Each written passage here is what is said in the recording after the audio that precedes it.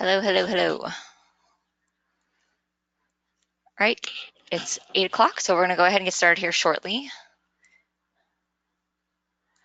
Let me get my screen set up for you guys.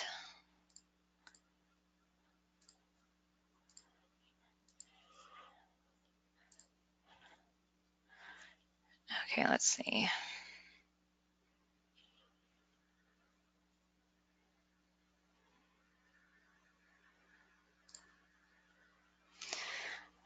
Okay.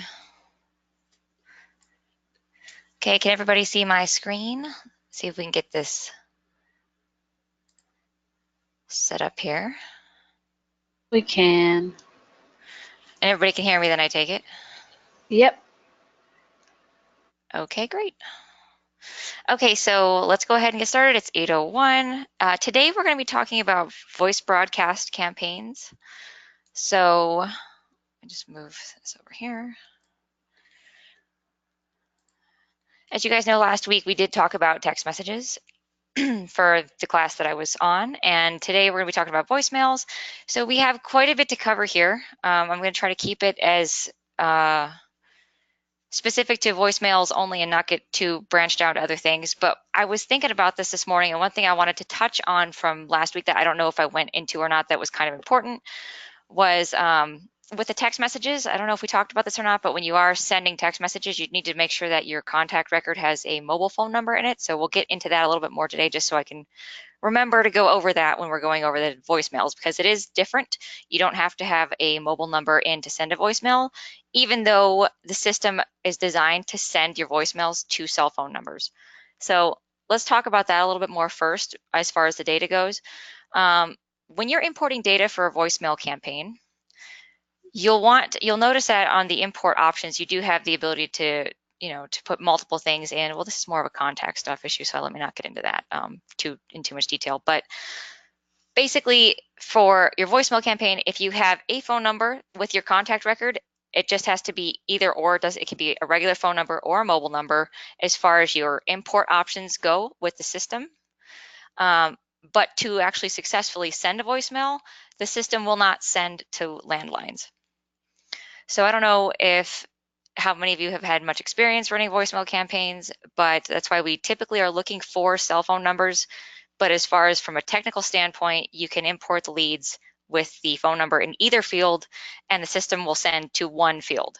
It gives priority on the text messages. It has to be a text under the mobile field. So we always typically just say if you're going to do anything, import to the mobile field. That way you won't have any issues sending text messages. But as far as voicemails go, it will give priority to the phone field if I'm not mistaken on that. And I don't know if Mark is here and he could correct me if I'm wrong, but if there is no number in the phone field and it's only in the mobile field, it will send to the mobile number. Whereas with text messages, it won't even send to that mobile number. It's the other way around. Well, for the text messages, it's not though, right? No, for the voicemail, it's the other way around. Sorry. So it gives priority to the mobile number? Yes. Okay, so basically everything is priority to the mobile, basically. So yeah, that's why we always say if you're going to import numbers, you should import them to the mobile field, unless you're just going to duplicate the phone columns and do both, but that's a little bit of an extra step. It never hurts to do that.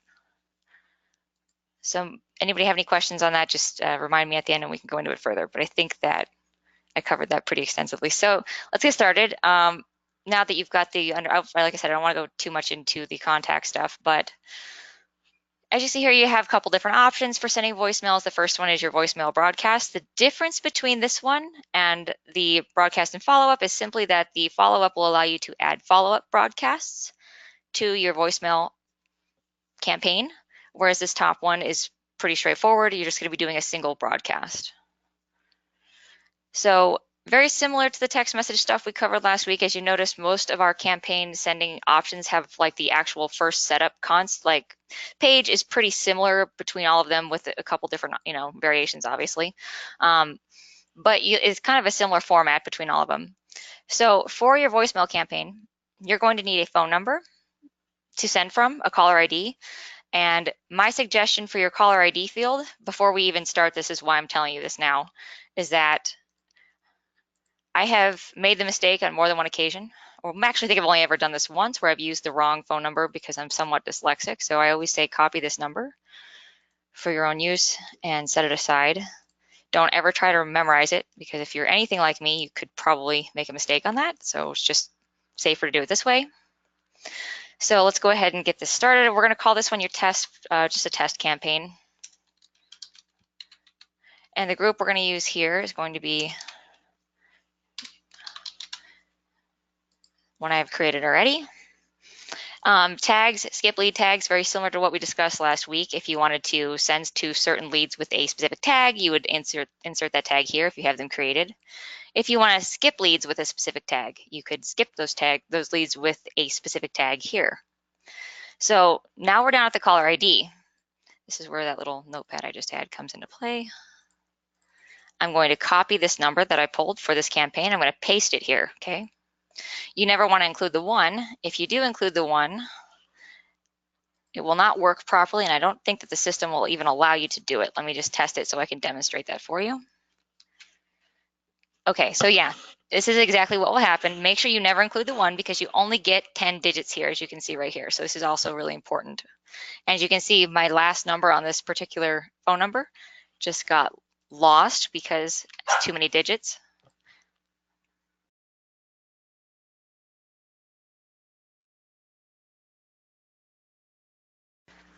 So now that we have this correct with only 10 digits on it, I'm going to go ahead and upload the voicemail message. And something I always do, and I would recommend doing, is playing your message before you actually import it, because you want to make sure that you got the phone number correct in the message. These are just little safety precautions or extra steps that I like to take to make sure that there are no errors. Just kind of like double checking yourself.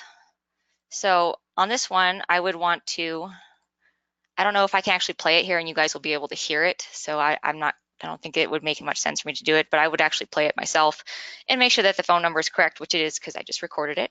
And then you have the option down here of doing throttle, which we have talked about before. It's pretty basic, 15, 30, 60 on the minutes, and then a maximum of 500 per increment, minimum of 25 per increment is what you have your options here for.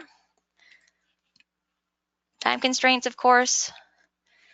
Let's see, what time zone are we in on this campaign? Let's do. All right, so it looks like we're in Pacific time zone here. So you want to make sure that you're actually same thing with the text messages. We don't want to be sending them out too early. You know, the earliest we would typically send out any kind of a message would be, 9 a.m. in your appropriate time zone. So I will probably just go ahead and set this one up to go out between, let's just say, 10 a.m. and 6 p.m. That would be fine. We'll skip the weekends. And this is also something you do not have to use, but it never hurts to do so if you want to just take that extra step to make sure that things are being sent during the right time. And the only time that you would really want to use this, or not the only time, but a time when this feature comes into being very handy is if you're running a very large list of data. Let's say something like, I don't know, 40,000 records or 10,000 records, and you wanted to just drip those out over a long period of time. This will help you accomplish that. So you could do, let's say you wanted to run for 4 hours a day, like from 10 a.m. to 2 p.m., for example, and you were only going to do 4,000 a day. That way, if you had a list of about 10,000 records, you could really just have one group of the 10,000 records, and the system using this feature will just limit you to sending 4,000 a day as you wanted without having to set up multiple groups for each campaign day. I don't know if that makes sense, but that goes back to the group that you're using here. So when you're selecting a group, you have to, make a campaign for the group. And if you're going to be setting this up over 4 or 5 days, another option or another way to run this would be to make a single group for each day that you're actually sending the campaign out. I'm not sure if that totally makes sense, but in this instance, let's just say you had a large group and you didn't want to split that group down to each day individually. That's what the time restraints here time constraints will allow you to get around. So you can just run it from one group over multiple days. You could also do this immediately, or you can schedule it. I don't think the immediate option is available under the broadcast and follow-up, but we'll see for verification shortly. And I'm going to just go ahead and schedule this to start, let's just say tomorrow, and I'll say we'll start it at 10 a.m. just like I had planned. If I had someone I wanted to actually include here as a member, I could do that, but I'm not going to. This would allow your member to have access to see and edit this campaign. I'm not sure how much editing there is actually after we set this up. I don't think there's very much. Let me make sure I have all the information entered here. Always double check, never hurts to double check things because making mistakes on these things can be problematic, as I'm sure you understand. Okay, so now that this has been scheduled, you have two options. You can throw it away or you can view the records. I don't think that these will have batched yet. Oh, they did. Okay, so as you can see, this is a very small campaign, just a test campaign. But this is something for you to be aware of. Make sure that you have your leads imported into the correct group before you do this, before you actually schedule your campaign. Otherwise, if I was using a lead or a group that had no leads in it, for example, where's the group that I have connected to this? Alrighty. So here's your group name, if you need this information after the fact. If I had no leads in this group, then the campaign would not send. If I added them after the fact, it would already have batched out the leads, so nothing would happen. You want to make sure that your leads are in your group before you do your campaigns. Otherwise, like I said, again, to reiterate, nothing will happen. So let's look at the autoresponders. Autoresponders are actually, let's go down to this one first because the autoresponders work differently than the broadcast and follow-up campaigns. So the only difference between this one and this top one, or the only two differences, is that for the broadcast and follow-up, you have the ability to add follow-ups, and you also don't have the ability to send immediately on this option. So for the broadcast and follow-up, we're going to do something very similar here. Let's do, okay, same thing with your leads, your tags, inbound campaign. This one you have to actually select an inbound campaign. Okay, and typically what I would do, and this is, you don't have to do this, but I always want these two to match because I want the caller ID to match the inbound campaign. Now, if you don't match these two, the caller ID will be whatever you set it to be. However, the campaign will be attached to this number. I don't really recommend this because, well, I mean, the caller ID will be the number that people will most likely that people will call back. That's the number that they're going to see. You can still connect it to a different inbound campaign, but the reason we have these set up this way is for the follow-up purposes. So basically, if you're going to be sending follow-up messages with this campaign, you want it to be connected to your inbound campaign because this is how we track whether or not the follow-up messages will be going out. So when somebody responds to a broadcast and they call into this number with the 810-277-9884, the system will know that it needs to remove them from any follow-up communications. So it's pretty important that these should match, really, if that's how you want it to work, which is how it was designed to work. So just keep that in mind when you're setting this up. We're going to do the scheduled date is tomorrow. Let's just say, I don't know, 12 p.m. You know, the throttle, we already talked about that. Time constraints, once again, we already discussed this, so I don't want to go into it excessively because there are other things that we're going to be discussing today. Once again, you can upload your file, and there's another way that you're going to be able to do this, and I'll show you shortly. You can either upload a file, or as you will see here, that we can select a voicemail template. And in order to actually do that, we have to go ahead and import one, which I happen to have one here. So select here, assign a member, submit. If you actually get to this point and you want to add your voicemail template while you're here, you just click on this button and it'll take you right here. You could add your template. You have to just enter the name. We're going to call it Amy. I'm going to select a WAV file that I already have recorded. Open that. Assign to members if you want your members to have access to this audio. You can save that. And you also see here that we have the recording tool as well. So now if I do this, and I go back over here, my campaign that I made obviously is not there anymore. It disappeared on me. Here we go. And I would have to refresh this page in order to have access to that. I am not going to do that for this one. I'm going to go ahead and submit.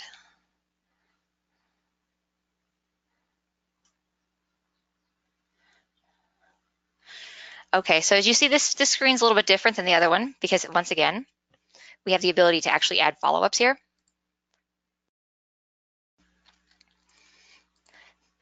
very basic, same as the text message broadcast and follow-up interface. Nothing too crazy here. You want to select your voicemail, or well, do we even have the option to use a template? We sure do. Let's do that.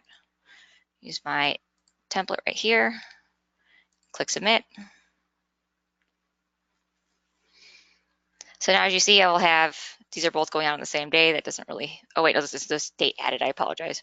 So if you click here, you will again be able to see your batches. One thing that I had a question from someone on yesterday actually was if you wanted to make some changes to this once you've scheduled it, right? As you see, there's really no way to edit that here. As like there's no plus sign, no, there's no edit sign. So if you want to actually change the scheduled date for your broadcasts, you would just want to click on this. Okay, and as you see, the status here is waiting. There's three different statuses, or three or four statuses here. We have waiting, in process, stopped, and processed. So if something is waiting, you can edit it, you can change it. If it's in process, it's kind of like in, what's the word I'm looking for? It's kind of like it would be not quite like purgatory, but you can't do anything with it. If it's in process, it's in process. There's nothing you can do at that point. If it's stopped, that's good. It means you've probably stopped it. Or if it's processed, you'll see it show up in green. That means that it's actually sent. So if you wanted to change this, as you can see here, you can cancel, you can delete the batch. We're gonna hit cancel. It's gonna say, are you sure you wanna cancel this? I'm gonna say yes. I know this could be deceiving, okay, but it's been canceled. As you see, it's still here, and now it's saying it's stopped. All right, so if you wanna make a change here, all we have to do is click reschedule. I could do it immediately, or I could schedule it for a different time altogether. Well, I'm going to say do it on the 4th at like 10:45. Hit submit. Now, the really cool thing about this feature is that when you do this, if you happen to have like 50 batches, let's just say, you can actually do this right here where you select these options, and you can do select all. And if I had multiple batches, it would actually allow me to do this in bulk, which is actually really cool. You can stop, cancel, but the coolest part is when you go to reschedule this, it will reschedule them in bulk based on your batching. So if you've actually got this set to do 25 every 15 minutes and you've got like 50 batches or something ridiculous, and you want to just push all these batches back a day, and you could literally do cancel, submit, right, just like we just did. And then when you reschedule it, for example, so let's just say it's a stop. Now we're going to click on stop so we get the little select all option. When you do the reschedule, the start date will be your start date, and then your start time is your start time. If I hit submit on this, all of the batches I have are going to batch out according to your throttle settings. So that's actually really cool.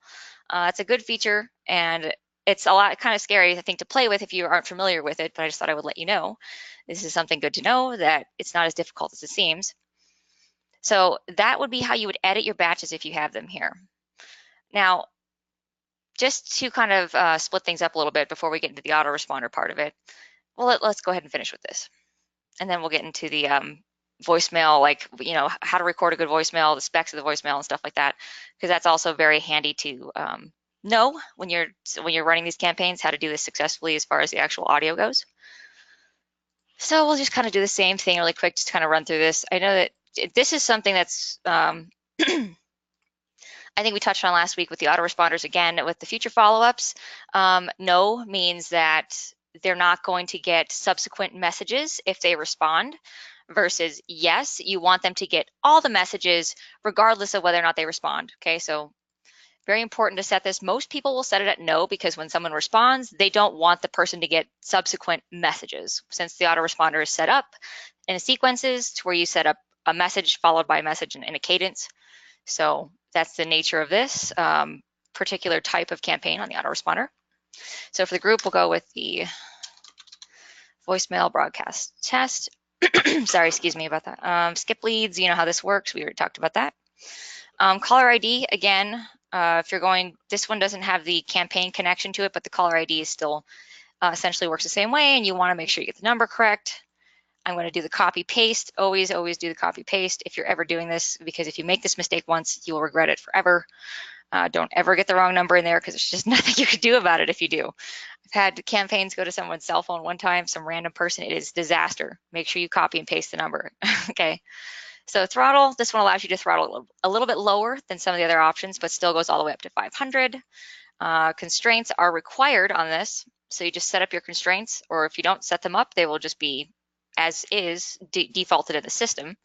Accept and agree, assign if you want a member to have access to the campaign, and submit.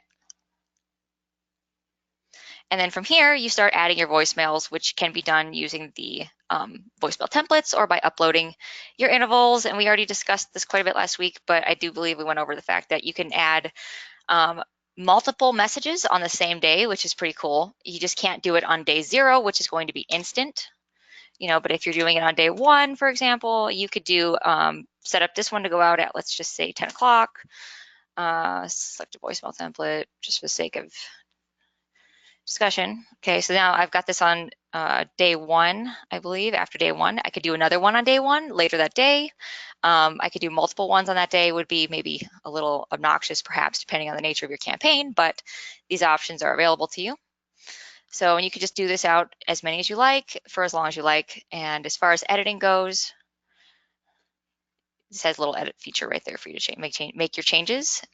And this one, and of course, for the autoresponder campaign, you don't actually add the leads beforehand on the autoresponder. This is different from the broadcast because the autoresponder works in such a way that when leads are added to your group, which this was probably a little redundant to call this the voicemail broadcast test group. I should have made another group for this. But for the sake of discussion, if this was your group that you were connecting to your autoresponder, when you add people to this group, that's when the messages begin. So it works differently than the broadcast. Just bear that in mind when you're setting up your campaigns.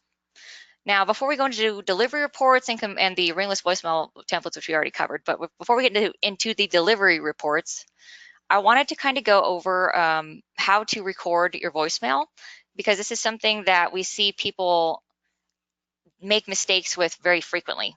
Having run a ton of these campaigns over the past 2 years, I can tell you that if you're going to make it successful, your voicemail audio needs to sound authentic. The more authentic you can make your audio, the better success you will have with your campaign. And what do I mean by authentic? I mean, if you're going to take a radio ad and turn it into a voicemail, that's not advisable. It's just that, things that it needs to design your campaign in such a way that it's feels genuine. Like, you want the person receiving this voicemail to feel like I literally picked up the phone and called them and left a voicemail. You don't want them to think it's a recorded audio from a voice specialist who's going to make, you should make it sound like you actually called them. Don't leave just an advertisement on their voicemail. That's not advisable. It doesn't work very well. The responses on those types of campaigns just don't do well. So you got to get creative with whatever it is that you're doing. If you have a client that wants to do something to that effect, or if you're thinking of doing something to that effect, try to be more creative with how you approach it.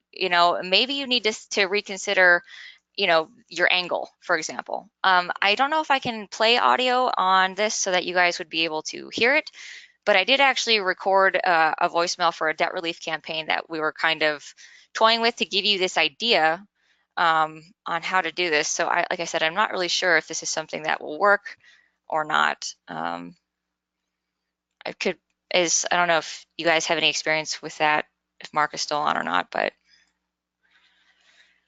at any rate, I could actually probably share it with you guys so you could listen to it in the chat box. Is that something I could probably do? Or I could even have them send it out. But basically, the idea behind your voicemail is you just want it to sound authentic.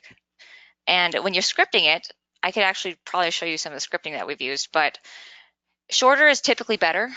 Although I have seen that as long as you are able to captivate someone with what you're talking about, you can keep your voicemails a little bit longer, but just as long as it's relevant to them. People pay attention to things that are relevant. They don't pay attention to things that are just generic. And also, another point when I say sounding authentic is you don't want to sound like you're reading. So when you're doing your voicemail, try to remember what it says and kind of internalize it, and just try not to read it, because if you're reading it off of a script, it will sound like you're reading it off a script. And even if it's a good message or a genuine message, it's still going to sound inauthentic because it's going to sound like you're reading a script. So that's something else to bear in mind, is that it's not just the actual content of the message, but it's how it's presented that's going to make it sound, whether it's authentic or it's just somebody reading a script. When you are recording these messages, another thing that you need to know is that's supposed to be, when you do the recording, I don't know if you guys can see this or not, but we use Audacity mostly for what we're doing here, and this is an IVR, so it's not the right example. But if you'll see down here, this project rate hertz, a lot of people, if you open Audacity automatically, and I'll demonstrate this for you. I say no. I don't know how many of you guys use this. This is what we use in our office, I know it's pain because you have to get the lame extension connected to it, and we've had some issues doing that. I've had some issues doing that for other people, but never had a problem on my computer for some reason. However, if you can get Audacity or similar recording, what do they call this? App or program set up, you want to make sure that when you do record it, see here on Audacity, it automatically defaults to the 4100 on the hertz rate. So for your voicemail, you actually want to record it at this rate. It's the lowest rate possible. And I know it might seem counterintuitive, but there's two reasons for this. The first reason is that the audio file is going to be much smaller when you record it at this rate, which is important. We're trying to make the audio file small, yes, but on the flip side, if you record it at this rate, the system will accept it, but the audio quality is extremely high, and it's the huge difference between this one and these two options here. And I wish I could play this for you. I'm not sure that I can, but if you just even demonstrate this for yourself, record something here and then record something at this standard rate, you will see a massive difference in the audio quality. And I can tell you, this one sounds more like a voicemail. It will almost automatically make your audio sound like it's a voicemail authentically, almost in and of itself. So this actually is helpful when you're doing this, as opposed to being, it's counterintuitive because people want to do things at the highest quality because they want it to sound good. But like I said, it's not, it's just when you're just think differently when you're talking about voicemails. Basically, when you're thinking about sending a voicemail, you want it to sound authentic, and sometimes it might be counterintuitive to some people. So important things to keep in mind. And also another side note, when you are exporting this project or when you're creating your audio file, it's got to be a WAV file. Just another technical spec for you to be aware of. When you're doing your inbound campaigns and you're setting up your IVR type stuff, this one these things require that you have an MP3 file, and the broadcast, any kind of voice broadcast, has to be a WAV file. So there are two different things that you want to do. And when you are setting up your IVR, for example, this file that you're going to use for your IVR, if you're doing a greeting for a menu or something to that effect, you want that to be in a high audio quality. So there is a difference there. So for your voicemail campaigns, you don't want to use the highest quality. And for your IVRs for your inbound on a separate subject, those ones you will record at this quality, and you will export them as an MP3. So totally different situation for that. I hope that didn't confuse anybody, but just also things to keep in mind. So let's see here for the delivery reports. Let's move on to this now. I don't think there's anything else I can think of that needs to be addressed as far as the actual audio itself. On your delivery reports, just kind of skim over how you guys can use this or how it works. A lot of people don't always notice these tabs up here at the top when you're looking at this page, but these are different types of voicemail campaigns that you're sending. So when you get to this page, make sure you're on the right one that corresponds with the campaign that you're looking for. So in this case, let's go ahead and take a look at this one, for example. Okay. You have a couple options here. You can just leave this on View Campaign and Select Campaign, and it will show you everything that you have here. If you want to go by a specific campaign, you would just select the campaign you're looking to kind of review. You have the option of doing success or failed, so you can see which ones were successful and which ones failed. This is also very handy if you wanted to verify for a client or verify for yourself, or if you're trying to get back with a lead provider and you wanted to say, hey, we weren't, these numbers were not good, they didn't go through. Just make sure that you're aware that the system will successfully send a voicemail to a voice over IP phone and a cell phone, not 100% of the time. This is something else that's really important to talk about. So even if I have a list of cell phone numbers here, let's say 100 numbers, and I'm doing a voicemail campaign to 100 numbers, you will not hit 100% of the numbers, even if every phone number you're hitting is a verified cell phone number. So even if you're hitting all of that it's still not going to deliver at 100%. It's just not the system is just not 100%, and that's not necessarily our system. It's just the way it is. It's not going to hit 100% of the numbers. And obviously, the smaller the list is, the more likely that you will be able to hit 100% if they are actually all cell phones. Like if I were to take my cell phone number and Mark's cell phone number and like 2 other staff people and do a voice broadcast, you would probably hit all 4 of those people. Okay, so a small enough campaign is going to be able to be at 100%, but the higher the numbers get, it just doesn't work that way. And there's just too many variables in there, if that makes sense. There's too many like reasons for a cell phone number to not deliver would include a voicemail is not set up yet on the user's phone, or let's see, what are the other ones I've seen that have failed? Most often it's the voicemail is not set up. Also, it can just be an error. Errors just happen sometimes, or unable to detect voicemail. This is most likely due to the number not being a voice, or not being a cell phone. This is most likely to be because it's a landline. But as you see here for some of these examples, errors happen sometimes. This will tell you who the carrier is. So this obviously does not look like a cell phone carrier to me. But as you can see here, this one's Verizon, went through just fine. Unknown, this one failed. This one says non-mobile right on it. So you have lots of information as far as the error message the error message that comes back to you, and the carrier information. So there's a lot of information available to you when you do send a campaign, and you can look into this, but I'm just letting you know it's not 100%, and it really never has been at larger numbers. There's just too many variables there. So when you go ahead and go through your, what are we looking at? Do your delivery reports. Select your campaign, you can view by success or failed, and you can click on your report type. This is something that we don't probably use here as much as we could or should, but this is a pretty handy feature, your report type. It says all retried voicemails, retry successful, or retry failed. This was something we implemented for a client by their suggestion about probably 6 months to a year ago. And basically when voicemails fail, you can retry them, and some of them will probably go through if your list is large enough. Like if you were sending to 1,000 records and you had maybe 300 that failed, and you wanted to try to squeeze a few more out, odds are if you retried those 300, you might get another 25 to 50 that might go through. I'm not sure what the exact percentages are based on that. This is just my experience. So if you wanted to calculate the percentage on that, I would say that's maybe 10%-ish, maybe 15. I'm not sure if those numbers are even like of the ones that failed might go through. So if you had, calculate that out to a larger list, the larger the list, obviously, the more this would make sense. It's not an exact science, and it's very, it's hard to say, but certainly if you have failed voicemails, you can retry them, and there's a chance that some that didn't go the first time will go the second time. Because like I said, it's just not 100%, and it happens. We see it happen. So you can also retry successful voicemails. I'm not entirely sure why we included this one necessarily, because it's on the follow-up campaign. You could actually make a follow-up to go through.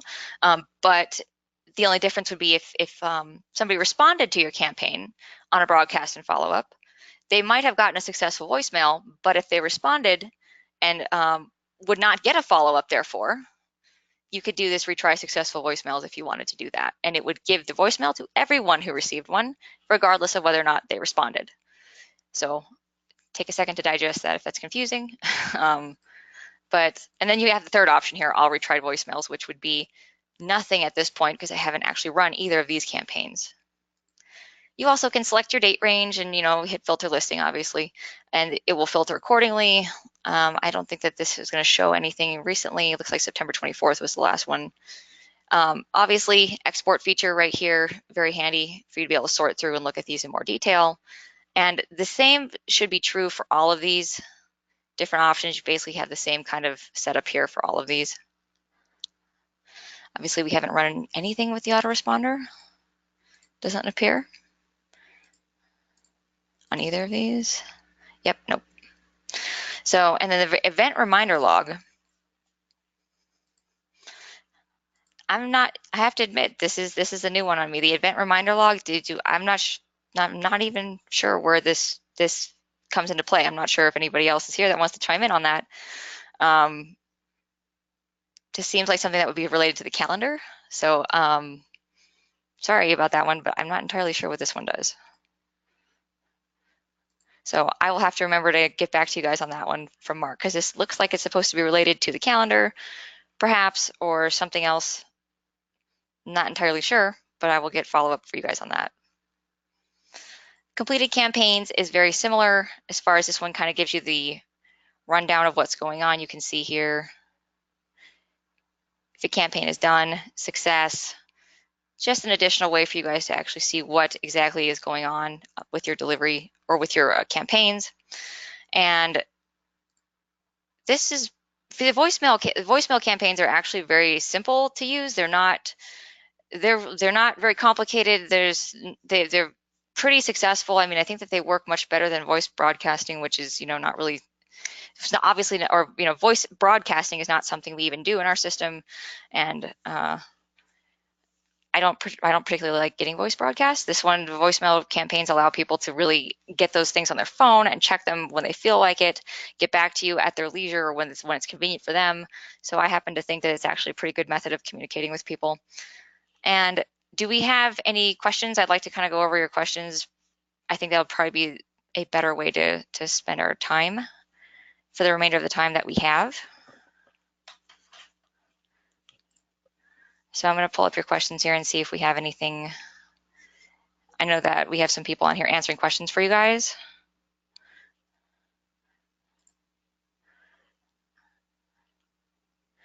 Okay. Okay, Doug is telling me if I have it set up correctly, you can play it here and we could hear it. And that would be excellent if we have it set up correctly. I'm not really sure what that means. I have a question here from Tressa, says, is the system still using slide broadcast? We have, I think you guys know that our system is using, we have HP service is actually set up, which allows you guys to save money on your voicemail broadcasts. So that is something that you can use. You can use slide broadcast and integrate, but if you were going to save, I think it's like half a cent or something per delivered voicemail, you can use HP service. I don't know if that answers your question or not, Tressa. So I think most people have it set up on HP service now. I think that we were using slide broadcast for pretty much everybody in the past. See, does anybody else have any questions? Just raise your hand or type in the chat box. If anybody does, I'd be more than happy to address any questions you might have or answer any other. Let's see what else we have. Okay, I didn't know about HP service. Yeah, just reach out to support about that and they can show you how to get that set up if you guys have any questions on that.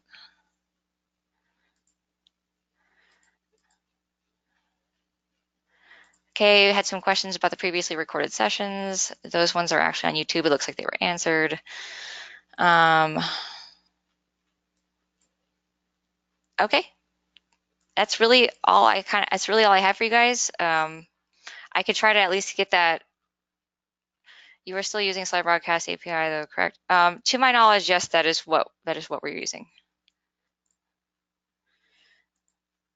Okay, what's the best way to send a single ringless voicemail to a specific number? Okay, so if you wanted to send a single ringless voicemail to, it says like one number, is that what I understand?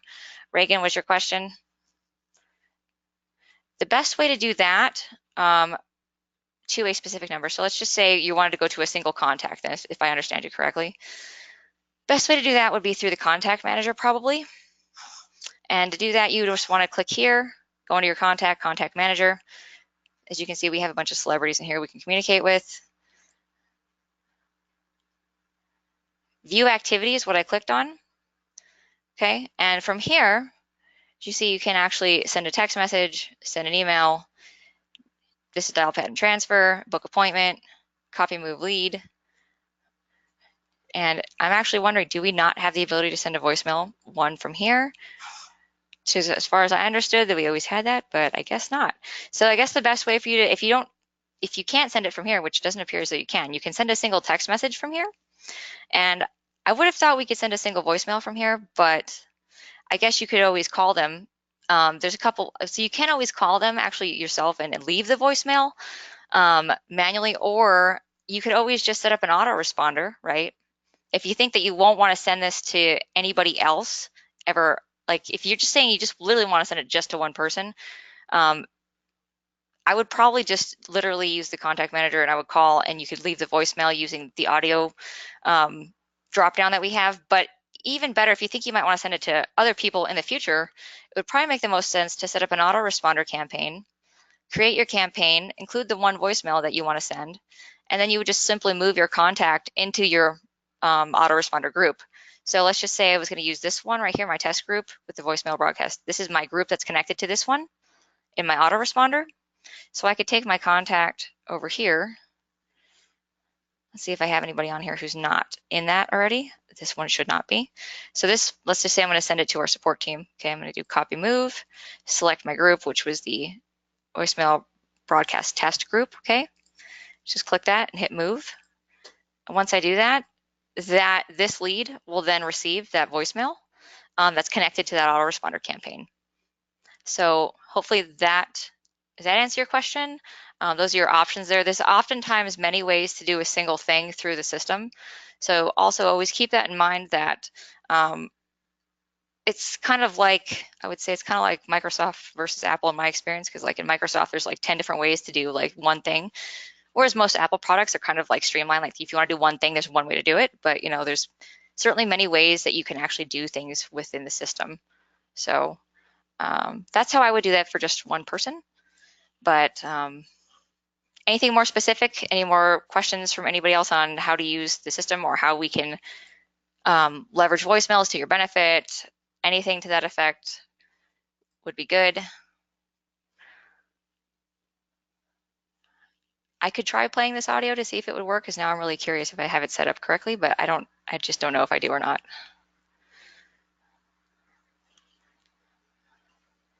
Let's see.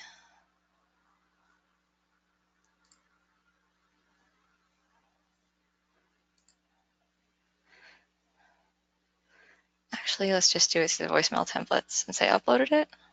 And you guys can let me know if you can hear this or not.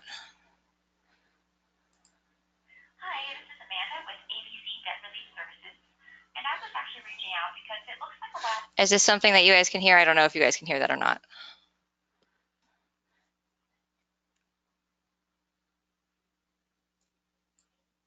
Okay, you can hear it. Okay, good. So that's great. So then let's go over some audio options, and this will be a lot of fun. Okay, so this is one that I recorded today as an example for this campaign. I can turn up the volume for you guys, sorry. So this is what I recorded today. This is for a debt relief campaign, and the idea behind this campaign was that it would be geared towards people who had applied for a loan but didn't qualify for a loan, and we're trying to move them, let's just say, for example, to a debt consolidation company who they would be better qualified for. So this is a long message, but I think it's actually not a terrible one, despite that it's so long, which is why I chose it. So go ahead and take a listen to this.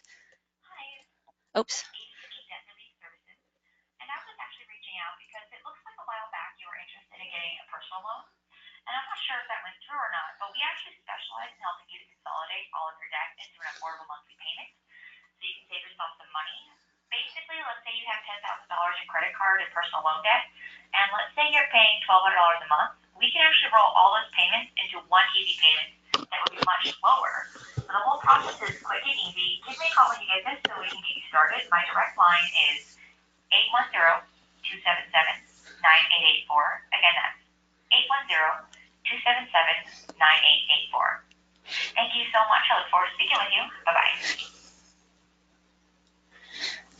So that's a good question, Doug. We'll come back to that. But the reason I picked this particular voicemail is because, you know, as you guys probably know, we do a lot with the automotive industry, and I think there's a lot of familiarity with that. So I wanted to show you some stuff that we're doing outside of the automotive industry that is also interesting and slightly different. And this particular voicemail, like I said, I don't typically recommend things that are this long. It's a very long voicemail, but if it's going to be longer, it's just important that it's relevant to the person that you're talking to. Actually, I would love to actually play for you guys one that Mark recorded very similar to this one, but it actually has I think, client information in it, so I'm not going to do that. But Mark did a very good job as well with this particular script, and I actually like his a little bit better. I think Mark has really got the voicemail recordings down very well.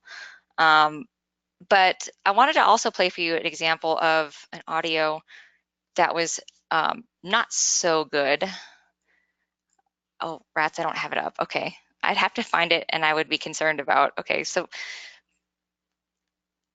I won't do that then. Okay, but if I can find some, I'll be sure to send them out to you guys like via email for you to kind of compare and contrast the differerence. But I think that you can probably guess, you know, what makes a good audio and what doesn't. For this one, like I said, it's much longer than I would have ever liked it to be, but at least hopefully it's relevant to the person receiving it. And, we have found that the response with the personal loan industry has been pretty high if you happen to have clients in that industry. This is a good way to get in touch with their database as well as with new leads that they might be acquiring if they have, proper permissions. So I'm curious what sort of data you are using for Debt Relief Company. That would be data provided by the company in this case. So when you say what sort of data, you mean like if we're actually acquiring it ourselves, then I would say no. One thing that I can say is for the system is it's been very good to use with clients' existing databases and their existing customers. And lead generation is tricky, but under the right circumstances, if you have people who are acquiring lists that have permissions, proper permissions to communicate with people, then it's also extremely useful to generate a response. So any additional questions on that? I'm trying to think if there was another audio file I wanted to play for you guys also here. Oh, I think this was what I wanted to do. I also wanted to show you the difference between the audio quality.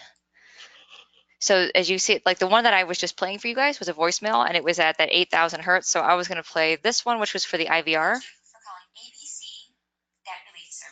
Can you guys hear that? Okay, you can hear immediately the difference between the audio quality. We have helped thousands of people get out of debt, and we look forward to helping you.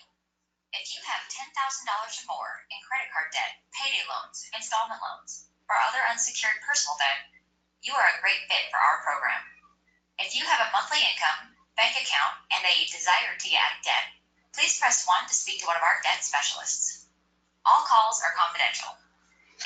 You get the idea. So this is a really long IVR, and I typically don't like doing stuff like this. This is a slightly different campaign. Like when we're doing things for the automotive campaigns, we want people who call back to get through to someone as quickly as possible. That's the best.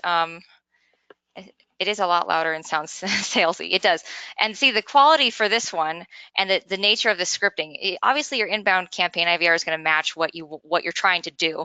So I always say when you're sending out any kind of message like via a voicemail or a text message, if somebody calls you back, you want to put them through to a person as quickly as possible.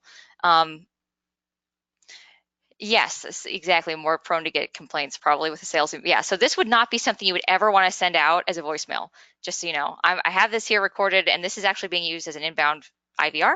But yeah, definitely this would be a terrible message to send out for a voicemail.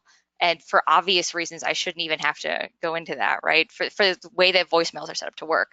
But when they're calling back and they're responding to a voicemail, you really want them to get through to someone immediately, as quickly as possible. That's always been my opinion, especially if you're sending out a message that feels very like, hi, I am person A and I'm contacting you, right? Like I am actually contacting you. So when they call back, you want them to actually get in touch with someone as quickly as possible, even if it's not directly, if you can make it with the person that they're talking to or make it as direct as possible, which is kind of, I think, what we've done with the automotive stuff as far as training the dealerships to get them to address the fact that they're talking to someone, they're looking for someone, and get that addressed as quickly as possible so that you can move on to business, so to say. But for a lot of these large companies that have just, maybe phone rooms that are accepting calls, that's just not as easy of an option. And they do a lot more volume though. So it's kind of, washes itself out. But ideally, the quicker you can get someone to a person, the better. So this is a 41-second IVR. It's long. It's actually asking people to push, 1 or 9, I believe.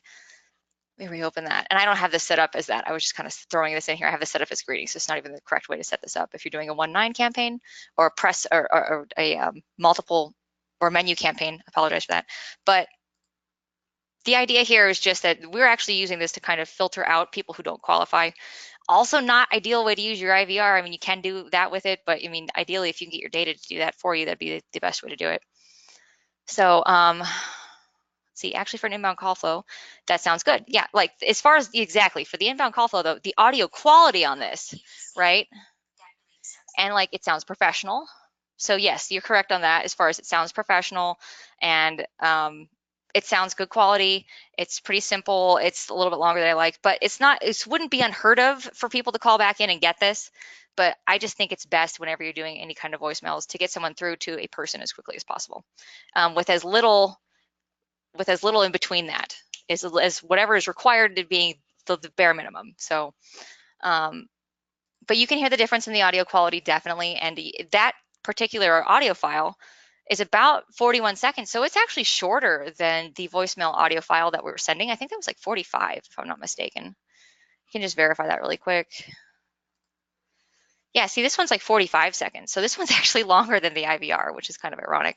But you can hear the difference in the quality. And this file is tiny by comparison.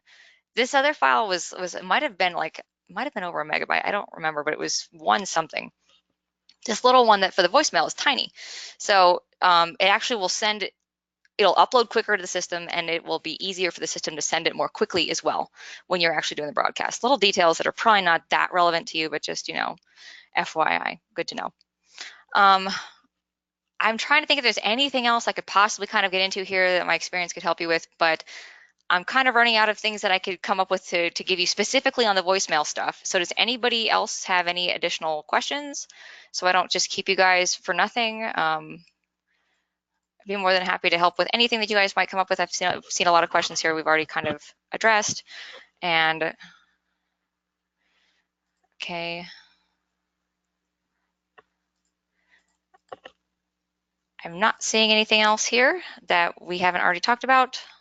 So I'm going to go ahead and I think this basically this could pretty much cover it. I don't think we need to hold you guys excessively for another 8 minutes, but I can stay on if anybody has any additional questions, and you guys can consider this it for today then.